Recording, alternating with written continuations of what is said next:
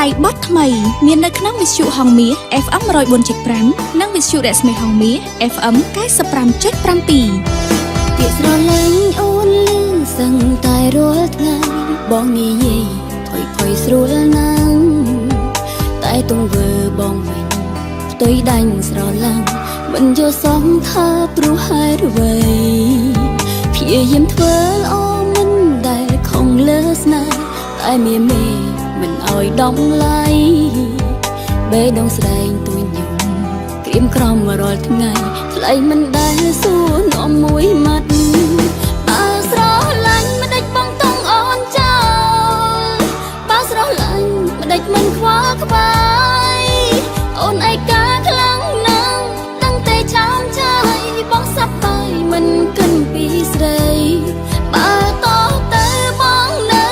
តែបែបនេះទៀតកុំបន្តថាអូនមានថ្មីខំចិញ្ចឹមចិនស្មងមកតែគ្មានន័យថ្លៃមិនដែលយកចិនទុំដឹង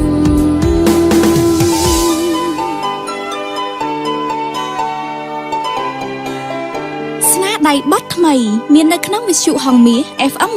104.5 និងវិទ្យុរស្មីហងមាស FM 95.7 ពា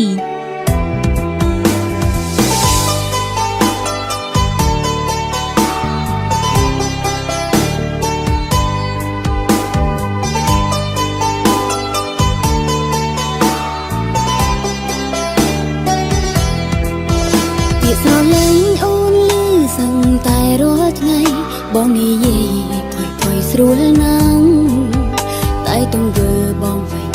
ផ្ទុយដាច់ស្រឡាំងមិនយល់សមថាព្រោះហេតុអ្វី